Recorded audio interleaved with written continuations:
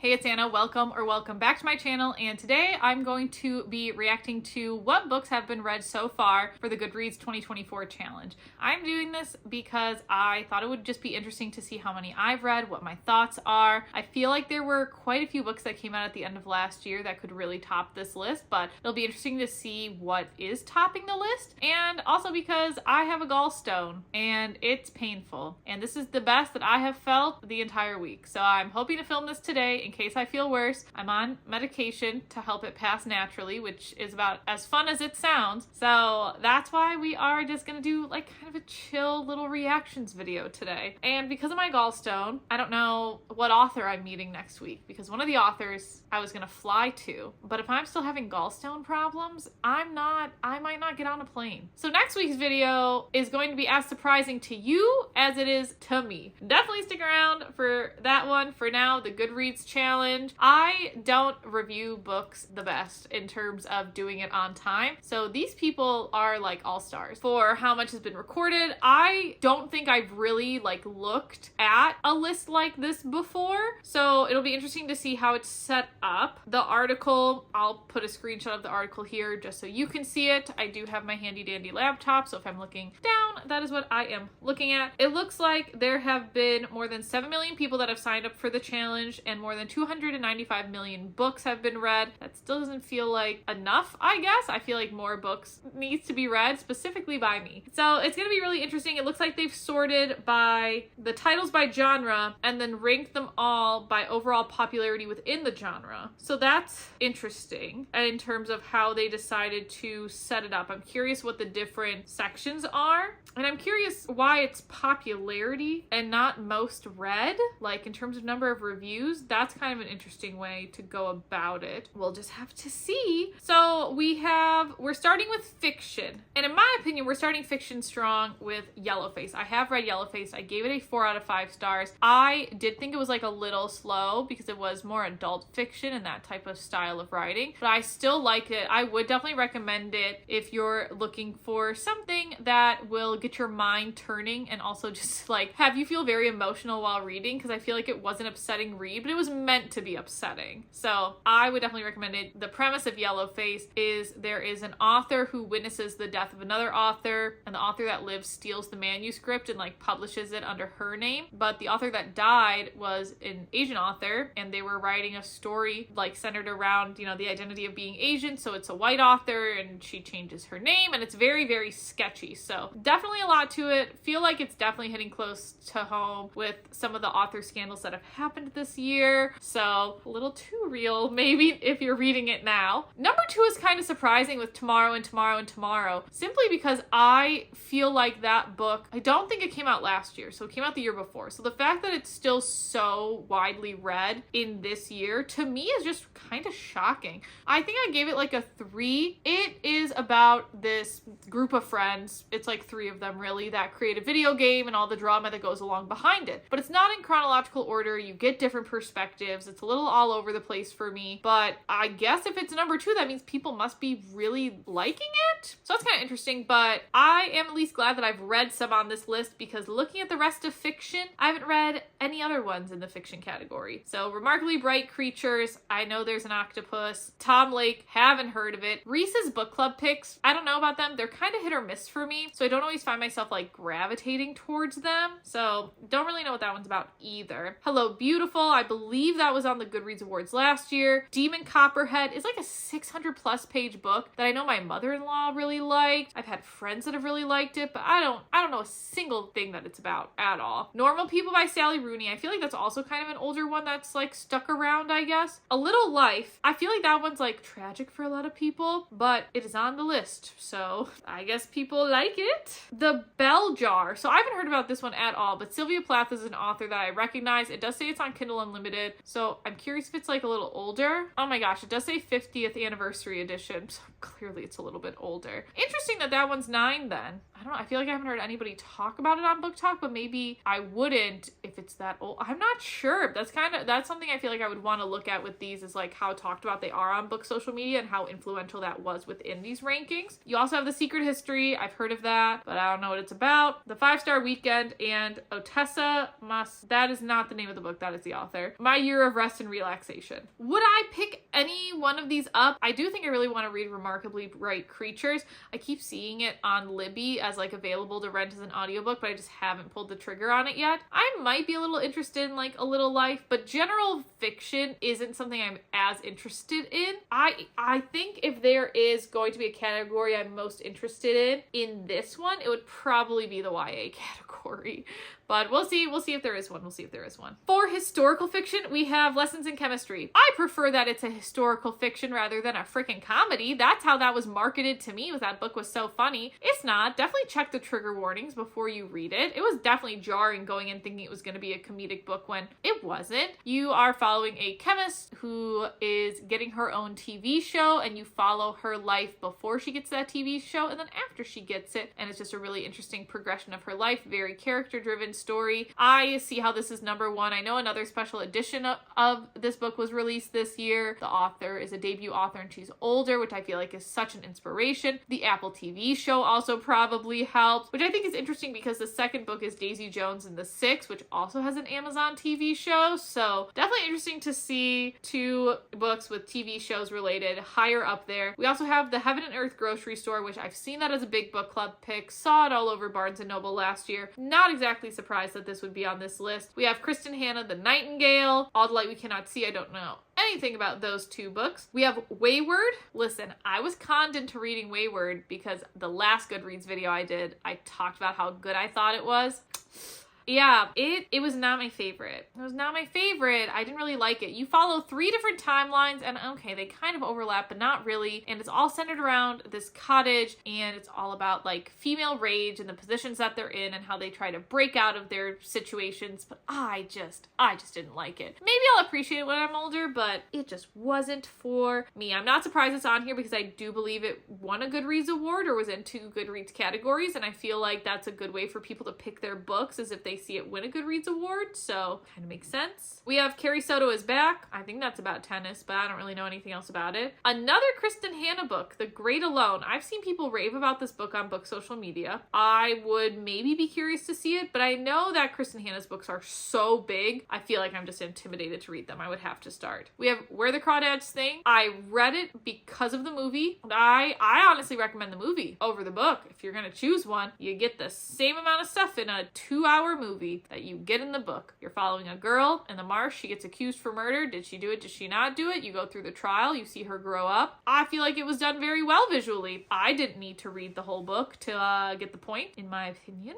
But that's just me. That's just me. We have The Frozen River. I've seen this one in bookstores. Don't know a thing about it. The Covenant of Water, I also think was on the Goodreads awards list for last year. And then we have The Berry Pickers. Listen, I know it says in the screenshot next to me that I did not read The Berry Pickers. I read The Berry Pickers. We read it for book club. I read the whole thing, cover to cover. I annotated it. Is it by me? Here's my proof. I read it. These are the tabs. I read every word of this. I didn't like it either. It's so terrible that like 3 books in this historical fiction section out of the 4 that I've read, I don't like. And I used to be a history teacher. That's honestly just embarrassing for me. But I did not like it. I don't recommend it. It's, you know what's going to happen from the beginning. I don't even want to tell you about it because you read the description and you know what's going to happen. And then you're like, why am I reading this? The synopsis told me everything that's going to happen. That's my little rant about that one. I haven't clearly done my review of it yet, but we'll see if I get to it soon. I hope so. All right, mystery. I'm already shocked just looking at the first few that there's not a Frida McFadden pick on here. I feel like she's pretty popular, but we have The Mystery Guest and The Maid, same person, looks like a series. I feel like I've heard controversial things about The Maid in terms of some type of representation, so I've always just like scrolled past it, but I don't exactly remember the issue. But clearly a lot of folks have read it and liked it, and then same thing with this sequel book, The Mystery Guest. I have no intentions to. We have Lucy Foley, The Guest List. I do want to read a Lucy Foley book. I just haven't yet. With this being a Reese's Book Club pick, I might not exactly pick up that one. The Heiress by Rachel Hawkins, my mother was actually listening to this, and the audiobook narrator sounds terrible. I'm not going to pick it up. And second, I have read a Rachel Hawkins book before. It just didn't grab me as much. It was a lot more suspense to me than like a true mystery or a thriller or something like that. So not exactly for me. I don't know if I'll pick up more Rachel Hawkins books. This sounds bad, but like maybe if I'm bored, I might pick one up. But again, not for me. We have 2 Richard Osman books. I feel like I've heard good things about his books. We have The Thursday Murder Club and The Last Devil to Die, and it says A Thursday Murder Club Mystery. Okay, cool. I don't know anything about those at all. The covers are kind of cool, so maybe that'll be another one that I pick up in terms of Libby if I'm just scrolling through and looking for something to listen to. We have The Paris Apartment. I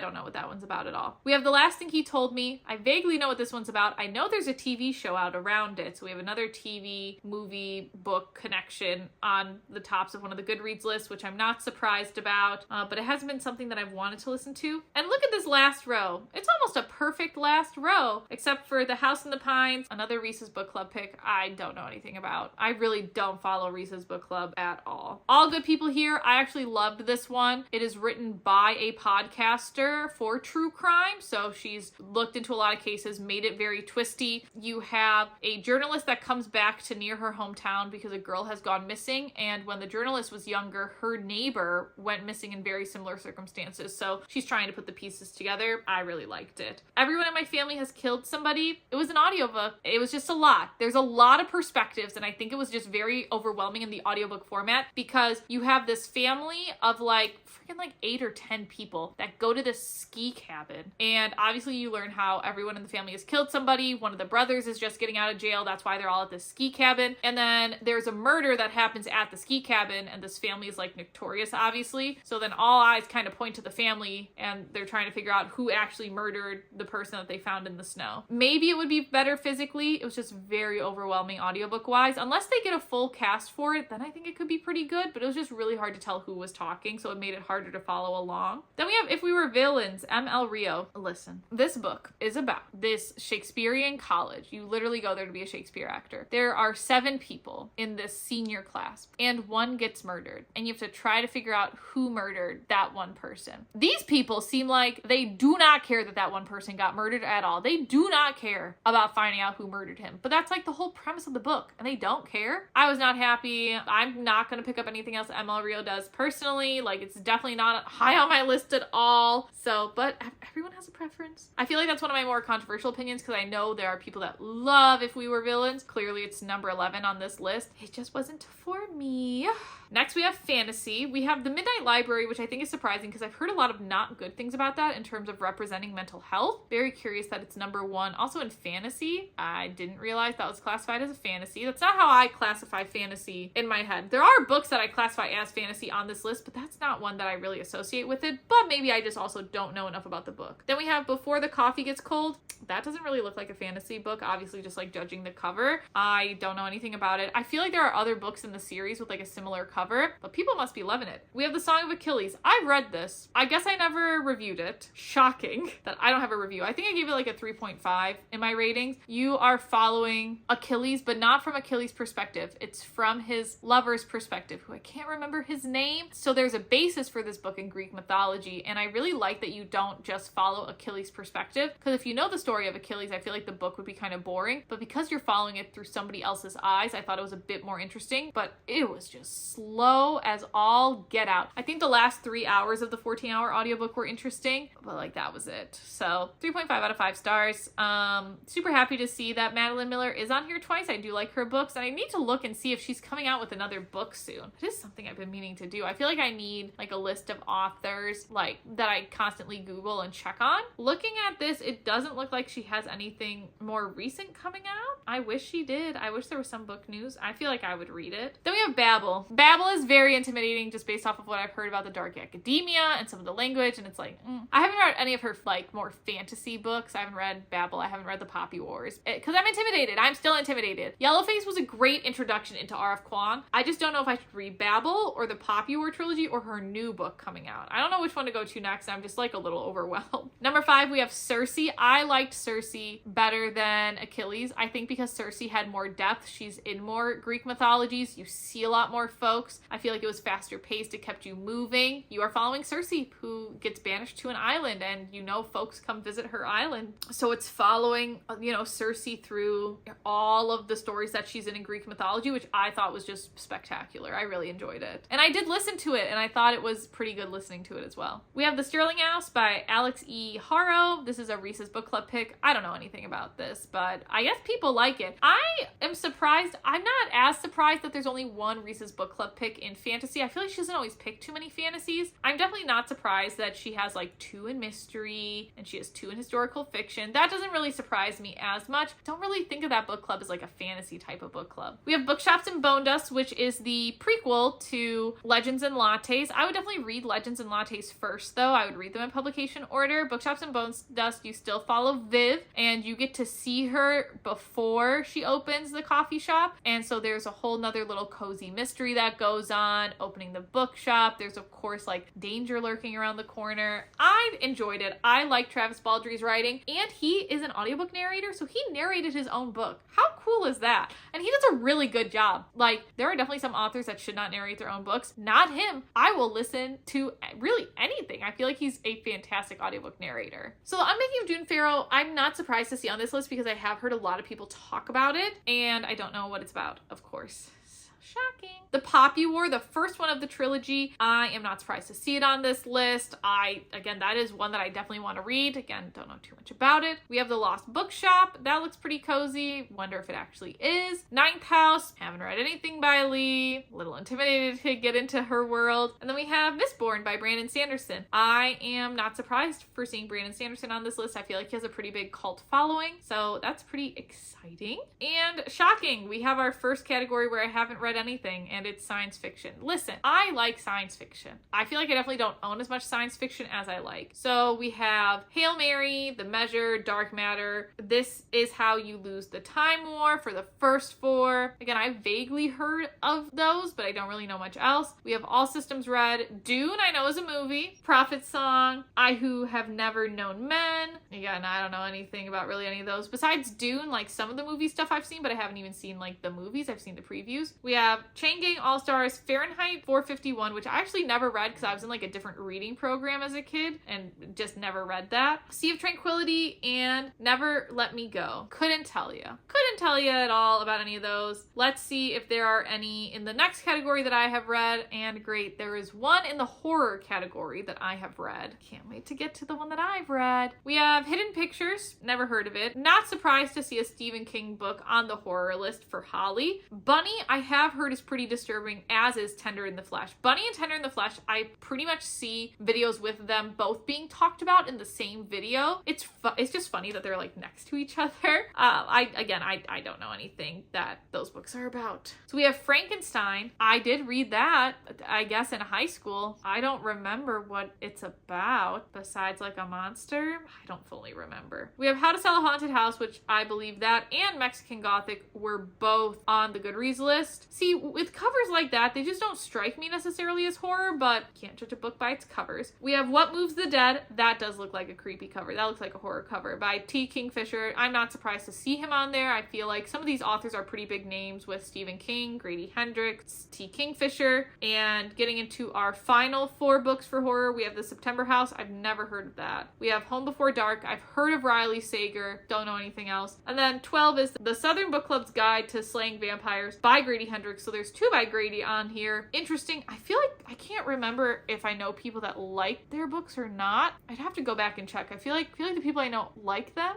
I don't know. I'd have to check. And then we have my horror one that I've read, which is Our Wives Under the Sea. This was a book club pick. I read the whole thing. I tabbed the whole thing. It was just weird. I wasn't scared. Well, let me take that back. There was a point I was scared, but I did it to myself. You are following dual perspectives of, I think it's Mia and somebody else. Mia and Mia's wife, I think. I should just look. What am I doing sitting here and guessing? I'm never gonna remember their name. Leah and Miri. So I just combined their names with like the Mia point. So Leah goes in a sub that is supposed to be on like a 3-week expedition. She goes missing for 6 months. And Miri, her wife, is like, oh, you just got back from 6 months when you were under sea. Why aren't you back to normal? That's literally the premise. You can read a different premise. I clearly have a bias that I don't like this book. You can read a premise and determine for yourself what you think. That's my opinion. And was it horror? No. I just thought it was weird. The only point that I was scared at was you do get Leah's perspective in the submarine, which that part is a little creepy, especially if you're reading it on a plane on a red-eye flight. So you look out the window and there's nothing but blackness. Yeah, that was a little creepy. But if I read it in my house, I probably wouldn't have been as scared. Okay, it looks like we have 3 more categories left. I'm gonna go through the category that I have read nothing in, which is general nonfiction. Shocking. Atomic Habits, I feel like I've seen everywhere. The Subtle Art of Not Giving a Fuck, I also feel like I've seen everywhere. If You Tell, no idea. The Psychology of Money, no idea. Poverty by America. There is a game that you can play that I would play with my students to teach them about poverty. Like, that was, I think, inspired by this book. And I thought it was actually a really interesting simulation. So I would definitely look up, like, the game that you can play by this. I think it's by a similar name, but I haven't read the book. We have The Art Thief, haven't read. The Four Agreements, haven't read. The Language of Fanaticism, Cultish, I don't know.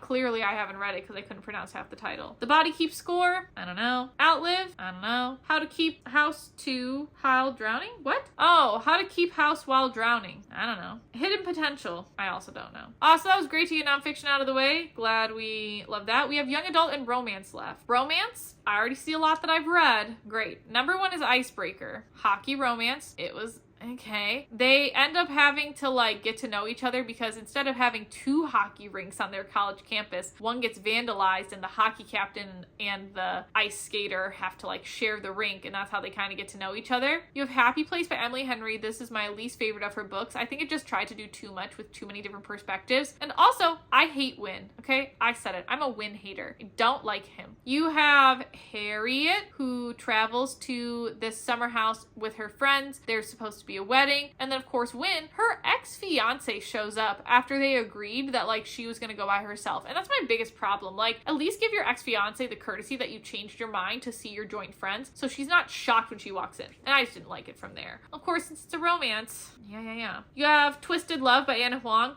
This was, I think, my favorite of the series. I think the series just kind of went downhill from here. You have a very overprotective best friend, like best friend's brother or brother's best friend. Yeah. The main girl, her brother's best friend, is instructed to like look over her, and then they have a relationship. That's how it sums up. I didn't read it with that title. I just listened to it with the not man on cover title. We have Butcher and Blackbird. I feel like I saw this everywhere, especially in advertisements. I feel like I've never seen so many adverts about a book, honestly. I haven't read it yet though, but I heard it's pretty good, which is not surprising since it's on this romance list. We have number 5, Wildfire. I have read and I actually love. I really hope the other books in this series are like Wildfire. You have another hockey player and a girl. They meet at a party. They have a miscommunication and then end up working at a summer camp together. I just love that. I love that. People said there were too many daddy issues in it. I didn't really care. And I also think it was interesting for both of them to have daddy issues because I feel like you don't usually see both people having very similar issues in a book. That's just my opinion. Love Theoretically by Ellie Hazelwood. This was, I also think, my favorite by hers that she released. You have somebody, can't remember her name, starts with an E, who is vying for a professor position, and her like academic arch nemesis is also a professor where she's applying, and she was also like fake dating his brother because of an app trying to like pay her way through school and surviving. So there's a lot of intricacies in Love Theoretically, which I really enjoyed. You have Twisted Games. That was okay. You're following folks in the Twisted Love universe. It overlaps a little between Twisted Love and Twisted Games in terms of some of the timeline that happens. You're following, I don't know, this princess and a bodyguard. I feel like that's enough. You got it. We have Things We Never Got Over. You're following a runaway bride that goes to a small town. I feel like she might not be a runaway bride, but she runs away from like a commitment, and she of course meets one of the gruffs in town. Again, I feel like you get it. It Starts With Us. Now, when the author starts the book saying that they never thought they would ever write this book, and not in like the sweet way of, oh, I never thought it'd get published. It was like there was not meant to be a sequel to It Ends With Us. There didn't need to be. You follow the main character's life. I don't think it was necessary, personally. This is one of my lowest rated books.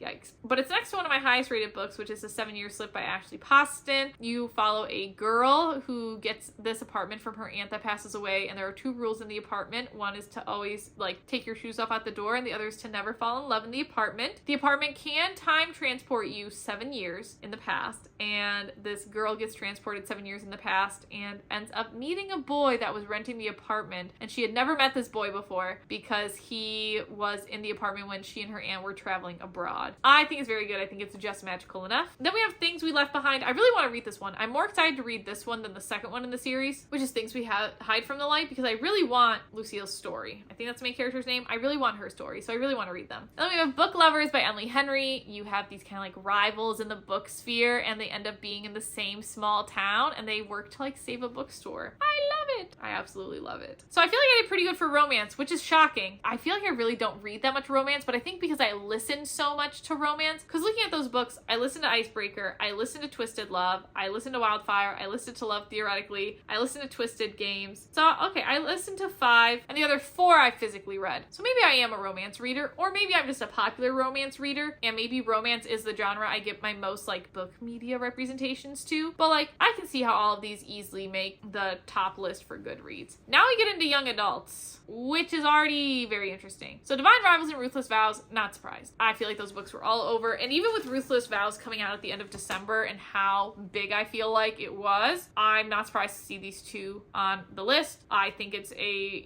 fairly unique concept of you have these, people who write for the newspaper and they were competing and then they go out to the war front, and then you have some mythical elements. Again, very interesting. What I'm more distracted by than Divine Rivals and Ruthless Vows is the 2 Sarah J Maas books with Throne of Glass and Crown of Midnight. I thought none of her books were YA. I will say, I believe these 2, I don't know anything about Sarah J Maas. No, nothing about her universe, nothing. I believe these 2 are in like the more action-packed series. They're not part of the A Court of Thorns and Roses series. So maybe these are more appropriate for young adults. I still don't know. I don't know. I feel like I'd have to read it myself. We have The Ballad of Songbirds and Snakes. I read this. I must have read it before I started doing reviews. It's the prequel to The Hunger Games. You follow the 10th Hunger Games with Coriolanus Snow and Lucy Gray. There was a movie about this recently. I'm so excited for the next Hunger Games installment. Regardless if it's Hamish's perspective or not, I just love what Suzanne says in her books. I love how she writes, and I love the world she's created in terms of how it's such a reflection of ours, but people still think it's like so out there. I don't know. I just think she's so brilliant. We have Check and Mate by Allie Hazelwood. This is more new adult to me. I really wish new adult was a real category because the characters are like 18 and 20. I'm sorry, that's not young adult to me. That's definitely like you're pushing it, with how like old you are. And there's not necessarily any spicy scenes, which is good, but I just feel like some of the content matter in that book was a bit older. I still loved it. I still really liked listening to it. I just really wish there was that new adult space because I feel like, those early 20s, very late teens is such a unique time that I feel like having a category dedicated to books within that sphere, I feel like would be appropriate. Not surprised to see this on here. I feel like this was everywhere on book social media when it came out. We also have A Good Girl's Guide to Murder, which is getting a TV show, and I've met Holly Jackson. You follow Pip as she explores a cold case for her senior capstone project. And what does she uncover in this town? The TV show looks brilliant. Holly was so fun to meet. I am not surprised that it's on here, especially because I'm sure people are trying to read it before the TV show comes out because it is coming to Netflix in the US, but it's releasing in the BBC, I believe, July 1st. Then we have Powerless by Lauren Roberts. Listen, I'm looking at Powerless over there. You can't see. I want to read it. Am I? I feel like there are just so many books that I want to read, and I know the second one comes out next month. I do want to read it. I've heard it's like The Hunger Games, which, like, I feel like that's a lot. I feel like that's a lot to live up to. Yikes. So, I don't know. I don't really know much beyond that. I really love seeing that there's a graphic novel on here, especially for the young adult. It would be cool to have just a graphic novel category, but take what you can get. Again, I don't know why Goodreads, I feel like, is so limited with categories. I feel like they could, if they prepared a bit more, they could pull from quite a bit of categories, but But we have Heartstopper Volume 5. I know there's a TV show with some of the volumes. I don't think the TV show's like kept up like as fast as the volumes have come out, I guess maybe. But I know that it is an LGBTQ story. That's pretty much it. We have If He Had Been With Me. I read it. It was a 3.5. Very chronological, character-driven story. You follow a girl as she grows up and you pretty much, I don't know, it's kind of devastating, I guess, because you know what's going to happen from the beginning, but it's not like The Berry Pickers, because like you know what's going to happen, but you get so invested into the characters, you're like, that's not actually going to happen, and then it does. I'm not surprised to see this one so high up on the list because the second one did come out, and I feel like people probably reread the first one or re-ranked it, so I wouldn't be surprised if that's part of the reason it's on this list. Once Upon a Broken Heart, I don't know anything about it. I read the Caraval series by her. I enjoyed the Caraval series to a point. It did get a little funky, but not my least favorite. The Cruel Prince, this was my favorite book in the Cruel Prince series. You are following a human who is living in this fairy world and seeing how she navigates it, and of course there's like a little bit of romance. I really don't like the last book of this. I think it was way too short in my opinion. Like, the books in a fantasy series in my head, you should increase the pages every time because you continue to build the world, but it was weird because these pages like decreased. I don't know. I know she's come out with a lot since then, but it's just not for me. So overall, I think this is pretty much, especially the romance, is very much on par with what I'm seeing on like book social media. I feel like book social media has like a big influence on these. I would definitely be curious to see how this shapes up compared to the end of the year, and I would be curious to see just like how these ranked against each other, like getting rid of the genres. Like, is Lessons in Chemistry higher than Yellowface? Is it higher than The Midnight Library? That's what I would also be interested to see, but I feel like I've actually read a decent amount of these. I feel like I'm doing a bit better. So it'll be interesting how the Goodreads awards shape up this year because I feel like I have been reading a lot of books that have recently come out. So I'm curious what anybody else's thoughts are really on any of these books being on the list. If there are other books that you thought should be on the list, I am very, very interested to see what's going to happen with the Goodreads awards. So next week, again, I'm meeting an author. I just don't know which one yet. And then after that, I want to check in with my pre-orders and then hopefully have some other fun video ideas. Again, I haven't been feeling the best because of my gallbladder, which is fantastic. So hopefully I'll get some inspiration as I continue to heal. But yeah, we will just have to see what happens, and let me know which of the books that were on the Goodreads most popular list was your favorite. I think for me, I'm like scrolling through them really quick in terms of like a favorite. I really do think it's the 7-Year Slip. I don't know. There's something just about Ashley Poston's writing that like I'm so sold on. I feel like that one was definitely the favorite of mine on that list, and I'm so happy to see it on that list. So I will catch you in the next one, and I can't wait to keep talking about more books. I feel so lucky that I'm able to have the time and energy to do this, and I don't think I've ever said that. So let's all keep reading.